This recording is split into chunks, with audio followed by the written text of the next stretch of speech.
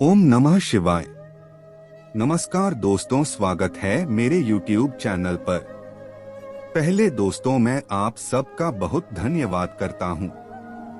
आपके प्यार और सपोर्ट से मेरे चैनल पर 100 सब्सक्राइबर्स पूरे हो गए हैं। ऐसे ही सपोर्ट करते रहें। भगवान आपको हमेशा खुश रखें।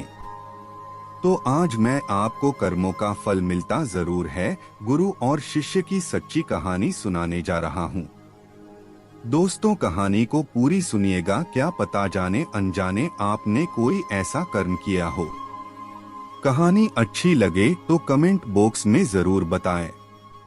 एक बार की बात है, एक पहाड़ पर एक कुटिया थी और उस कुटिया पर एक गुरु और उसका शिष्य रहा करते थे। और उस गुरु को बहुत ही सिद्धियां प्राप्त थी और उनकी सिद्धि हर जगह प्रसिद्ध थी। वह वहां के लोगों में इतनी ज्यादा प्रचलित है कि लोग उनकी शक्तियों से भली भांति परिचित थे।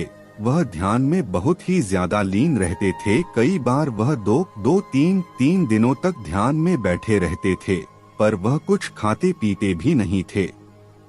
उनके ध्यान की शक्ति की खास बात यह थी कि वह ध्यान करते करते भविष्य देखने में सक्षम थे।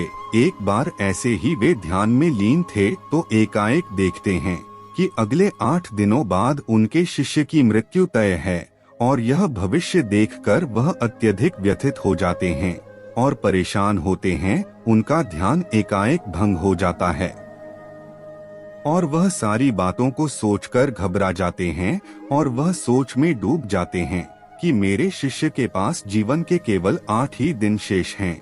इसके बाद गुरु अपने शिष्य के पास जाते हैं और उसे कहते हैं कि मैं सोच रहा हूँ कि तुम अगले 8 दिनों के लिए अपने परिवार के पास उनके गांव में मिलने के लिए चले जाओ। यह बातें सुनकर उनका शिष्य बहुत ज्यादा खुश हो जाता है और वह अपने गुरु को कहता है कि गुरुजी, सच में मुझे भी बहुत दिनों से अपने परिवार वालों की याद आ रही थी। मैं भी सोच रहा था कि मैं भी अपने परिवार वालों के पास जाकर मिल लेता हूँ। और वह अपने गुरु से आज्ञा लेते हुए पहाड़ी से नीचे की ओर चलना शुरू कर देता है।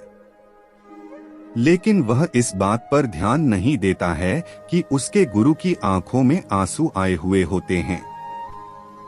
वह चलते चलते पहाड़ से जैसे ही नीचे एक समुंदर के पास पहुंचता है तो देखता है कि एक रेत के टीले के पास चींटियों का घर था और उस घर से बहुत सारी चींटियां बाहर की तरफ आ रहे थे और बहुत सारी चींटियां अंदर की तरफ जा रहे थे। चींटियां आपस में बार बार टकराकर अपनी दिशा को खो देती थी और उसके बाद फिर से इधर उधर चलना शुरू कर देती थी।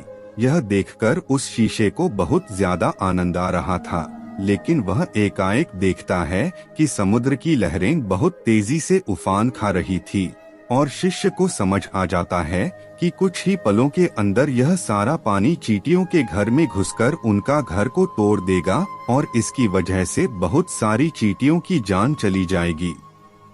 वह अपनी समझदारी दिखाते हुए अपने ऊपर वाले वस्त्रों को खोलता है और उसके अंदर रेत भरकर एक तरह की चारदीवारी उस चींटियों के घर के ऊपर बना देता है। चारदीवारी इस तरह से बनाता है कि समुद्र से आने वाला पानी उनके घर तक न पहुंच सके। साथ ही साथ वह अपनी समझदारी दिखाते हुए एक तरह की नाली बनाता है, जिसकी वजह से वह समुद्र की तरफ से आने वाला पानी उस नाली में बहकर दोबारा समुद्र में जा सकता है। इस समझदारी की वजह से बहुत सारी चींटियों की जान बचा लेता है और आने वाली एक नाव में बैठकर अपने घर की ओर समुद्र पार करके निकल जाता है। वह अपने परिवार के साथ आता है और उसे पता भी नहीं चलता कि कैसे समय गुजर जाता है।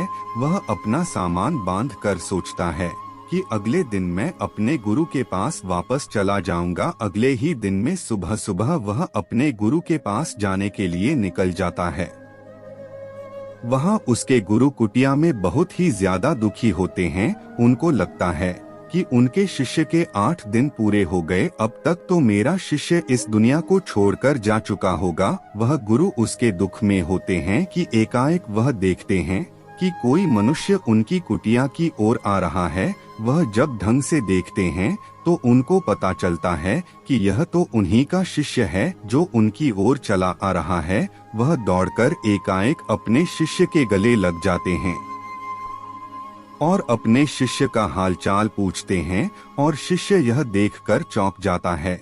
गुरु को समझ नहीं आता है कि कैसे उनका देखा हुआ भविष्य गलत हो गया। वह अपने शिष्य से पूछते हैं कि बेटा तुमने इन 8 दिनों में क्या क्या किया। शिष्य अपने परिवार के साथ बिताए हुए सारे पलों के बारे में बता देता है, लेकिन उसके गुरु को ऐसा कुछ भी इन 8 दिनों में खास नहीं लगा। फिर शिष्य कहता है कि मैं आपको एक बात बताना भूल गया। जब इस पहाड़ी से मैं नीचे समुद्र की ओर गया था, तब मैंने ऐसे ही एक चींटियों की जान बचाई थी। उसके बाद गुरु समझ जाते हैं कि उसके कर्मों की वजह से ही वह शिष्य बच पाया था और गुरु एकाएक कहते हैं कि कर्म जरूर लौट कर आते हैं।